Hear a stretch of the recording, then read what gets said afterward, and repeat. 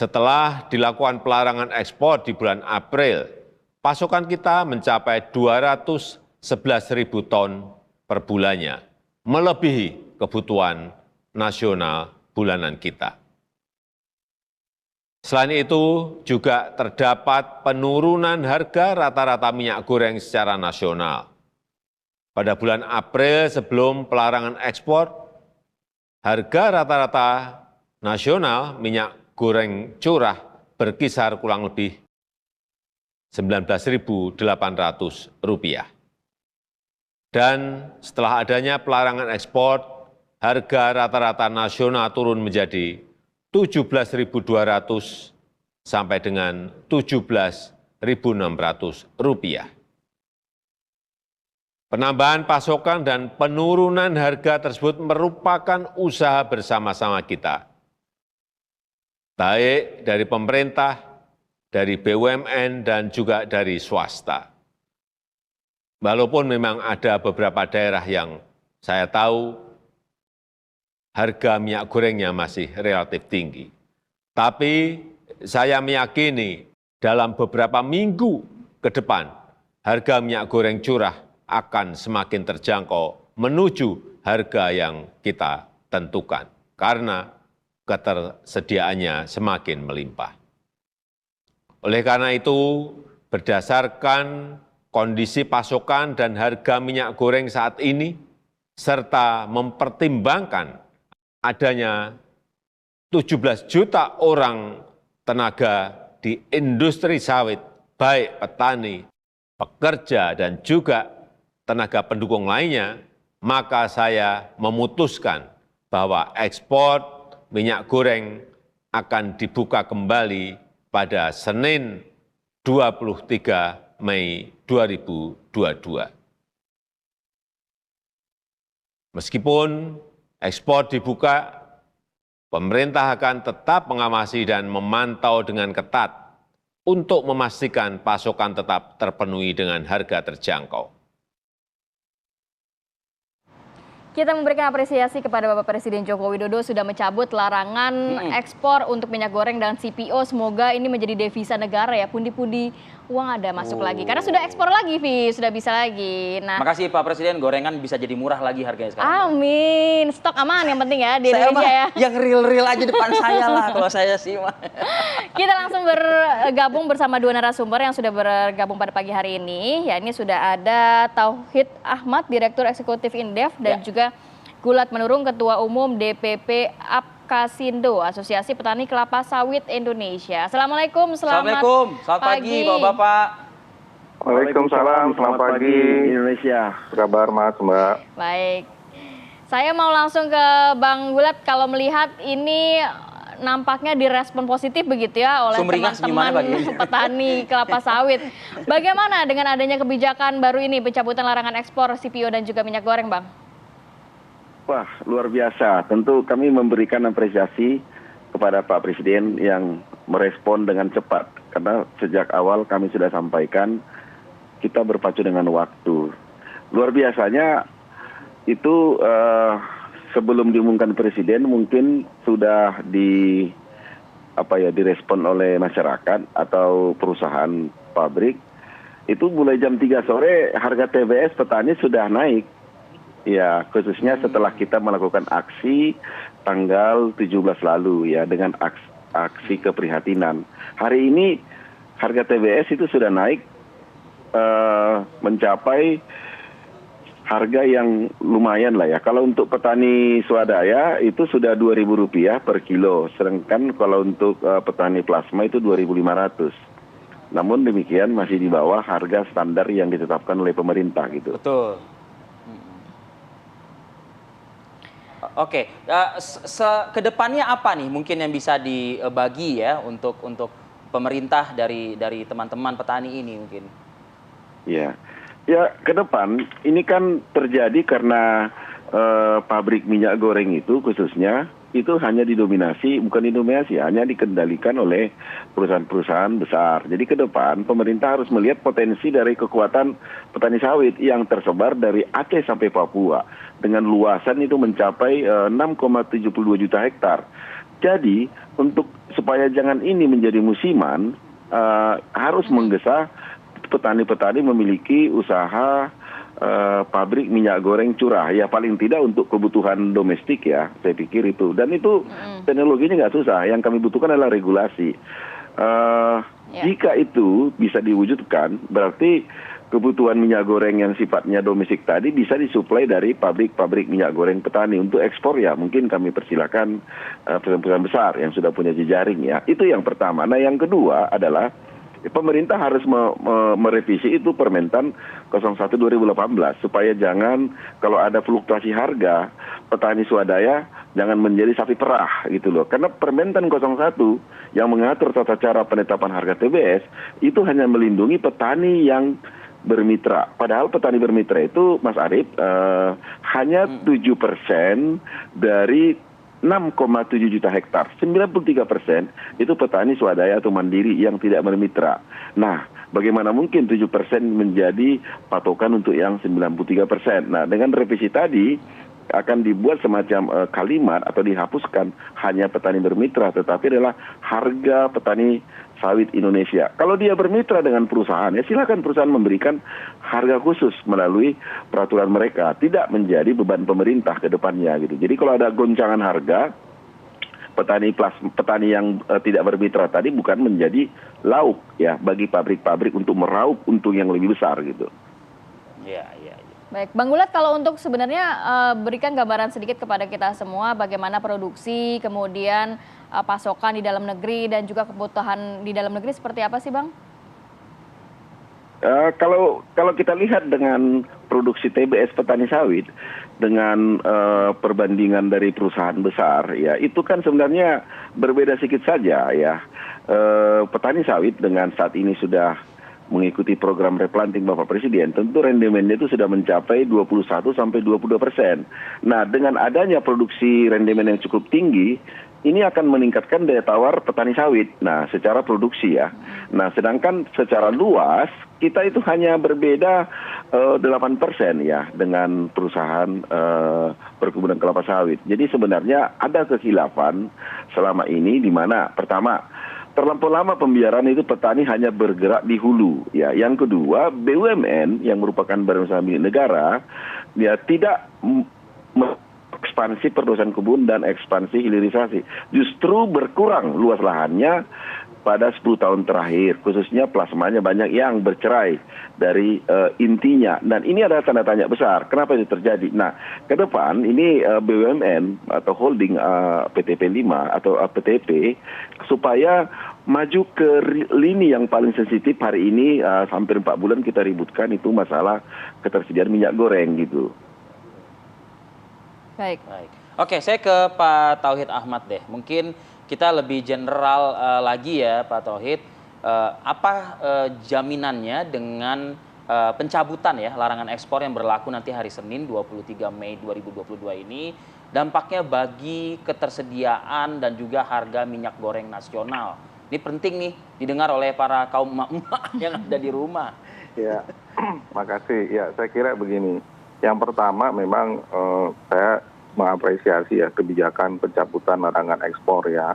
Meskipun ini tidak bisa menyelesaikan keseluruhan masalah begitu ya. Meskipun memang tadi ya dari petani sudah mulai ada harapan dan pelaku usaha juga mulai mungkin bergairah kembali begitu.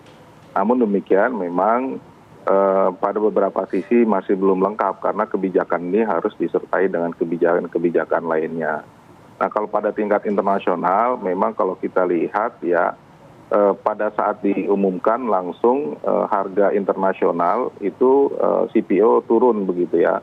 Pada tanggal 28 itu harga internasional 1.560 US dollar per metric ton begitu. Sementara kemarin begitu diumumkan langsung turun ke 1.522. Artinya memang ini diapresiasi oleh pasar, oleh market bahwa akan ada pasokan yang lebih tinggi untuk dunia dan ini diapresiasi harga akan turun.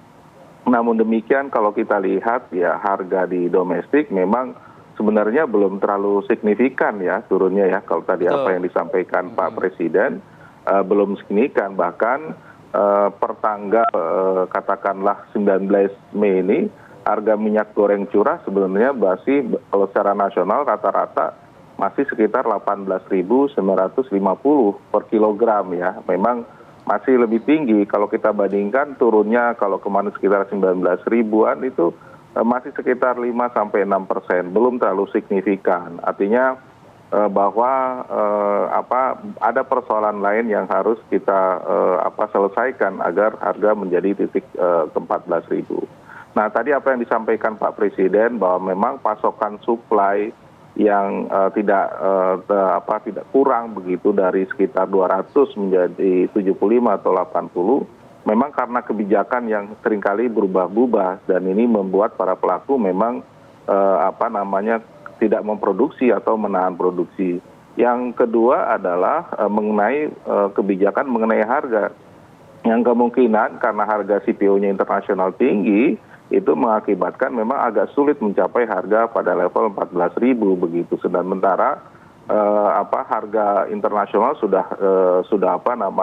sudah memiliki dasar dalam penentuan harga TBS maupun nanti ke hilir ke pembentukan harga di minyak goreng.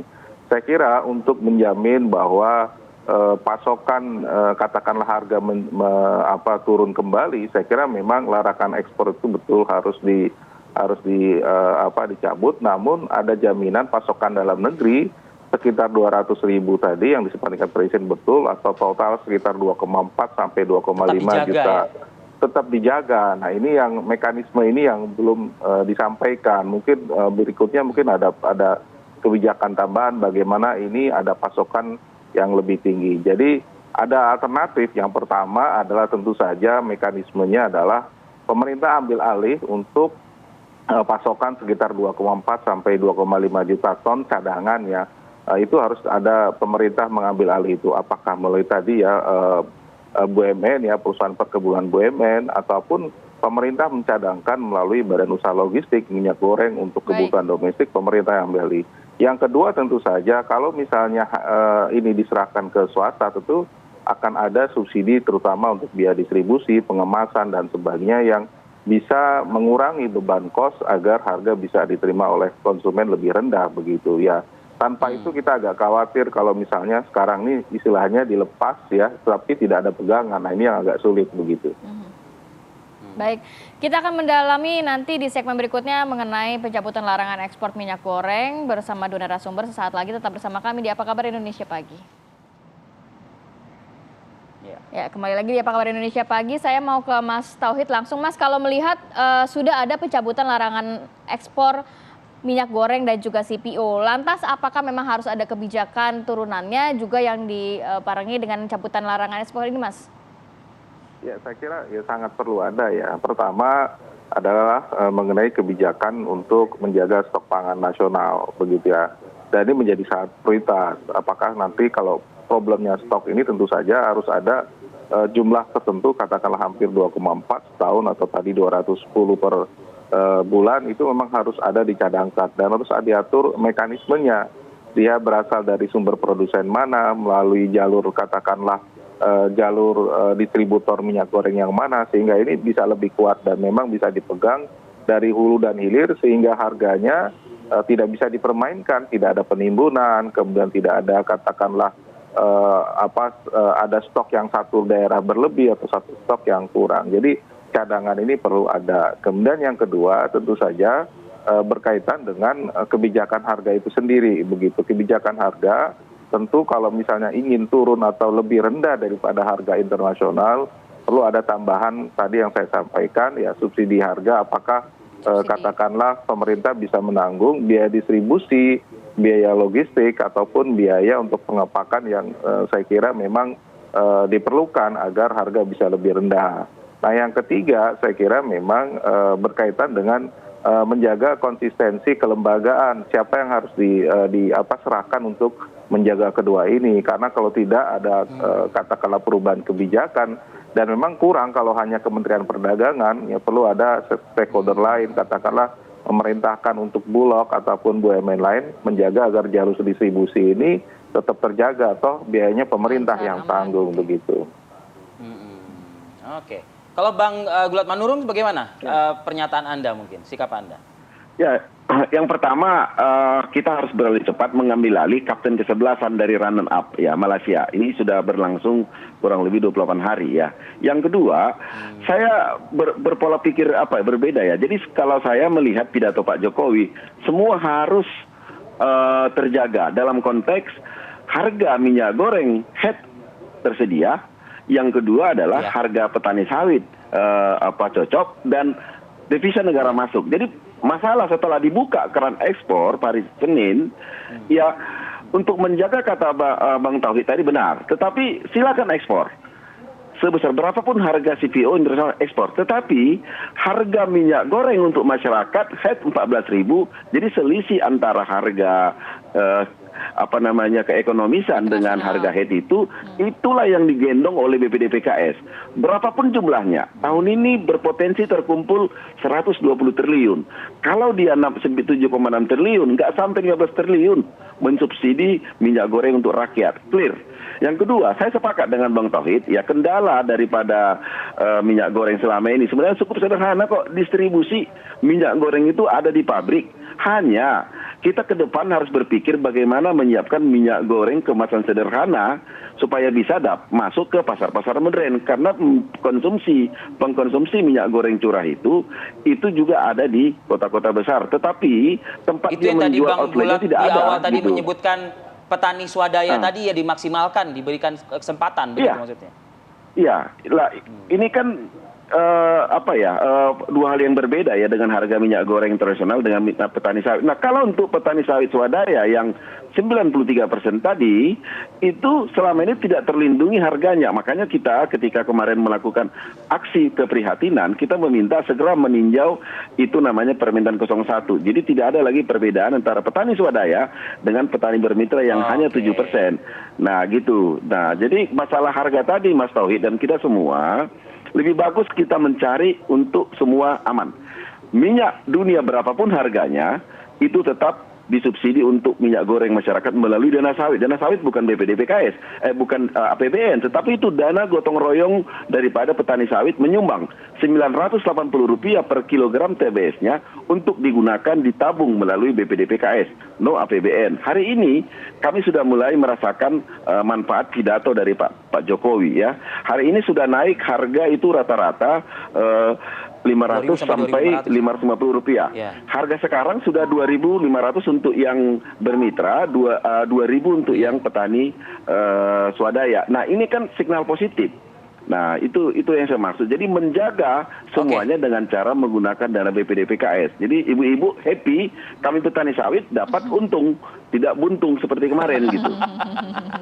Oke, jadi everybody's happy lah gitu ya. Bang Tauhid, mungkinkah Indonesia menerapkan everybody's happy ini begitu loh ke depannya? Ya, tentu saja dari sisi ini bisa saja itu terjadi asalkan memang tadi sampaikan Pak Gulat bahwa kebijakan untuk subsidi melalui dana BPDKS itu juga bisa happy terutama untuk biodiesel ya. Kalau kita lihat ya kebutuhan biodiesel itu yang disubsidi sekitar 8 sampai 9 juta ton ya. Kalau misalnya 2,4 diambil dari dana yang sudah biodiesel, maka yang untuk solar itu akan juga distorsi, mereka akan kurang. Saya kira kalau mekanisme seperti itu maka harus memang harus dibicarakan lebih lanjut kalau memang sumber dananya adalah BPDKS begitu. Meskipun kita tahu sekarang misalnya untuk subsidinya sekitar 70 sampai 80 triliun begitu ya untuk untuk sumbangan biodiesel. Nah, memang harus ada dialokasikan. Tapi ini berapa persen yang harus dialokasikan mungkin agak harus tarik menarik ya antara kepentingan biodiesel atau kepentingan untuk minyak goreng begitu ya. Gini Bang Tauhid, jadi sekarang permasalahannya bukan BPDPKS kekurangan uang. BPDPKS uangnya cukup, tidak mengganggu untuk biodiesel. Jadi itu dua hal yang berbeda. Dana BPDPKS tidak pada posisi yang kurang. Jadi kita tidak mengganggu biodiesel, minyak goreng tetap harga murah tersedia untuk masyarakat gitu. Baik, saya cuma satu yang saya kutip pernyataan Bang Gulat. Saya pengen tuh ibu-ibu di rumah senyum ya, teman-teman petaninya pun juga senyum. Nah, itulah pokoknya ya. Itu yang kita harapkan ya kan. Terima kasih Bang Gulat Manurung, terima kasih Pak Tauhid Ahmad atas diskusi ringan tapi cukup menambah wawasan juga ya berarti. Iya. Ya kalau kita Iya. kan mikirannya yang penting Baik. aman, stok aman, harga aman gitu ya, Fi ya. Oke. Terima kasih Bapak. Sehat selalu untuk Bapak. Salam sehat selalu.